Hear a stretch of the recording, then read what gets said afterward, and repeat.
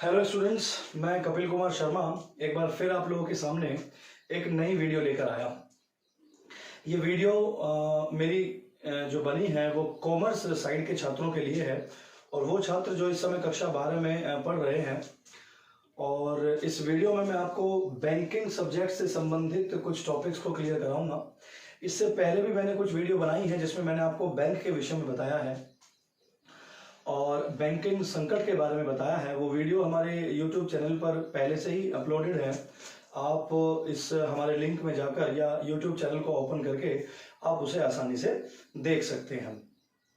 तो आज का जो हमारा टॉपिक है जो बैंकिंग सब्जेक्ट से संबंधित है वो है हमारा टॉपिक शाख पत्र। शाख पत्र या जिसे कहते हैं हम लोग क्रेडिट इंस्ट्रूमेंट। शाख का मतलब यहाँ समझना बहुत ही आवश्यक है कि शाख क्या होती है और यहाँ वो डॉक्यूमेंट कौन सा है, वो ऐसा कौन सा इंस्ट्रूमेंट है जिससे किसी भी संस्था की, किसी भी व्यक्ति की शाख जो इमेज है, जो क्रेडिबिलिटी है वो बढ़ जाती है। उसका क्या क्या कारण होता है। तो सबसे पहले इस वीडियो में मैं केवल आपको शाख पत्र किसे कहते हैं और ये कितने प्रकार के होते हैं कोशिश करूंगा इन्हें समझाने की। आगे आने वाली वीडियो में शाख पत्रों को कितने प्रकार के पत्र होते हैं तो उनको डिटेल में पढ़ने की कोशिश करेंगे। तो फिलहाल हम लोग यहाँ शाख पत्र को समझने की कोशिश करते हैं कि शाख पत्र कहते किसे हैं। शाख पत्र जो है इसकी परिभाषा को समझने के लिए कुछ पॉइंट वाइज हम लोगों को इसको डिवाइड करना पड़ेगा। वो पॉइंट कौन कौन से हो सकते हैं। पहला पॉइंट हो सकता है, यहां लिख सकते हैं हम लोग लिखित।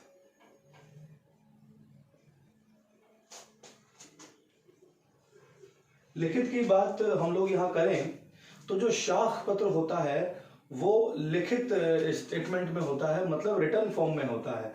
ओरली बोल के हम किसी को कुछ चीज नहीं दे सकते या जुबान से बोली गई बातों पर भरोसा ना करके एक ऐसा डॉक्यूमेंट लिखा जाता है जो लिखित स्थिति में होता है और जो किन व्यक्तियों के बीच में होता है,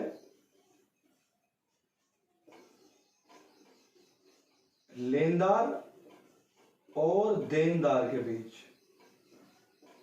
ये लेनदार और देनदार कौन है, एक तो पैसे लेने वाला और एक पैसे देने वाला। यहां समझिएगा एक बात। तीसरा जो पॉइंट हो सकता है वो होगा शर्त रहित। चौथा हो सकता है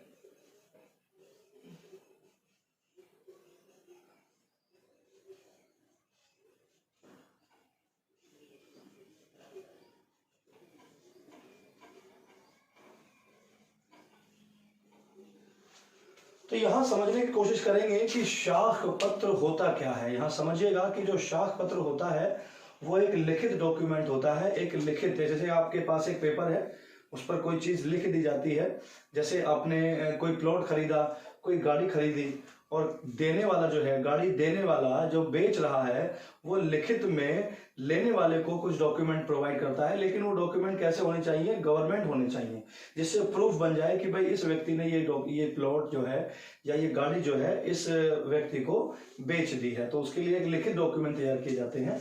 तो यहाँ शाख पत्र भी क्या होंगे, शाख पत्र लिखित स्थिति में होंगे, लिखित में होंगे, ध्यान रखिएगा सबसे जरूरी।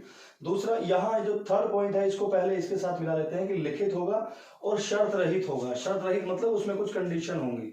आप जानते हैं कंडीशन अप्लाई, जैसे स्टार बना देते हैं किन चीजों पर।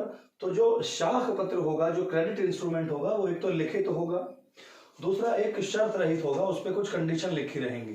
कंडीशन में डेट हो सकती है या कोई ईयर हो सकती है, नाम हो सकता है, डिस्काउंट हो सकता है, बहुत सी सारी कंडीशन होती हैं जो लेनदार और देनदार के मध्य होंगी।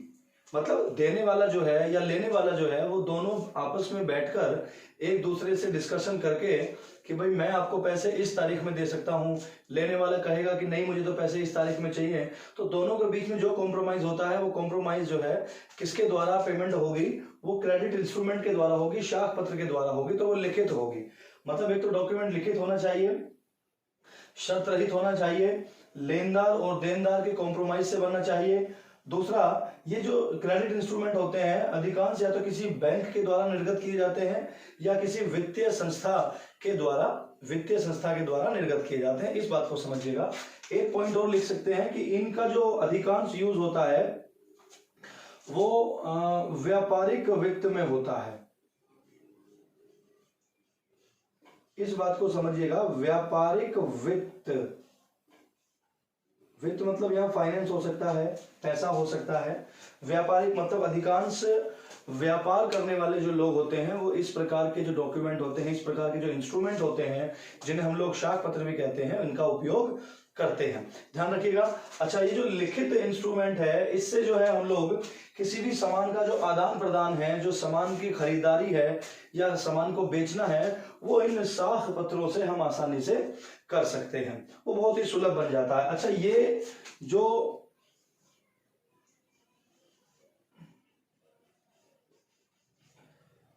इसे हम लोग यहां पे क्या लिख सकते हैं, इच्छित मुद्रा। इच्छित मुद्रा लिख सकते हैं किसको, शाख पत्र को, कि ये लेने वाला और देने वाला, लेनदार और देनदार के मध्य जो है सहमति से, कॉम्प्रोमाइज से बात बनती है। ये विधिग्राही मुद्रा नहीं है, ये पेपर मनी नहीं है।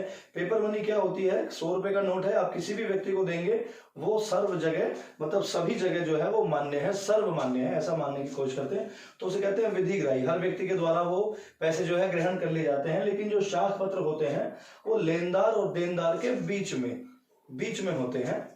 तो अगर उन दोनों के बीच में कॉम्प्रोमाइज होगा तो उसे हम लोग क्या कह सकते हैं कि ये एक प्रकार की मुद्रा है, लेकिन विधिग्राही मुद्रा नहीं है, ये इच्छित मुद्रा है। इस बात को समझिएगा, इच्छित मुद्रा है, विधिग्राही मुद्रा नहीं है। अच्छा, जिस पेपर पर क्रेडिट इंस्ट्रूमेंट बनाया जाता है, जो कागज का उपयोग किया जाता है, जो डॉक्यूमेंट होते हैं, उसे ही हम लोग क्या कहते हैं, शाख पत्र कहते हैं। तो इस परिभाषा को मैं उम्मीद करता हूं कि आपको समझ में आ गया होगा। अच्छा, ये शाख पत्र अब होते कौन कौन से हैं, ये जो बैंक होते हैं या जो वित्तीय संस्थाएं होती हैं, ये कितने प्रकार के शाख पत्रों को मार्केट में अवेलेबल कराती हैं। व्यापार में जो बिजनेसमैन होते हैं वो किस किस प्रकार के क्रेडिट इंस्ट्रूमेंट यूज करते हैं सामान को लेने में और देने में, थोड़ा सा ध्यान देंगे। तो कितने प्रकार के होते हैं शाख पत्र, यहाँ लिखे हुए हैं सभी। एक तो होता है चेक।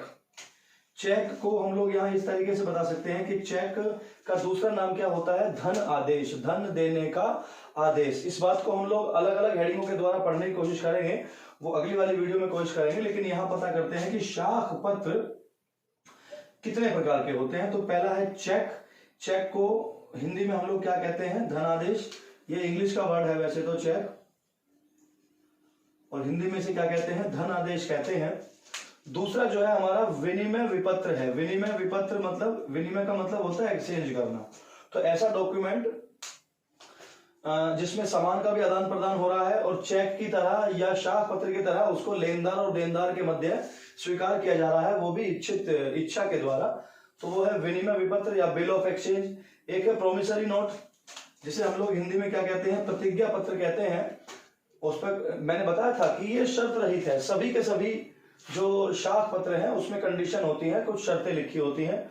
हुंडी होती है, एक बैंक का ड्राफ्ट होता है, बैंक ड्राफ्ट कह देते हैं इसको, डिमांड ड्राफ्ट भी कह देते हैं। तो जैसा कि हमने लिखा था कि ये बैंक या वित्तीय संस्था के द्वारा निर्गत किए जाते हैं। शाख प्रमाण पत्र, लेटर ऑफ क्रेडिट, बैंक के द्वारा भी दिया जा सकता है, किसी वित्तीय संस्था के द्वारा आपको लोगों को दिया जा सकता है। और एक कोषागार विपत्र है, ट्रेजरी बिल है, अधिकांश सरकारी कार्यों में इसका उपयोग किया जाता है। तो शाख पत्र क्या होते हैं वो मैंने आपको बताया, और शाख पत्र कितने प्रकार के हैं वो मैंने आपको बताया। लगभग मैंने यहाँ 7 प्रकार के 7 टाइप्स ऑफ क्रेडिट इंस्ट्रूमेंट लिखे हैं।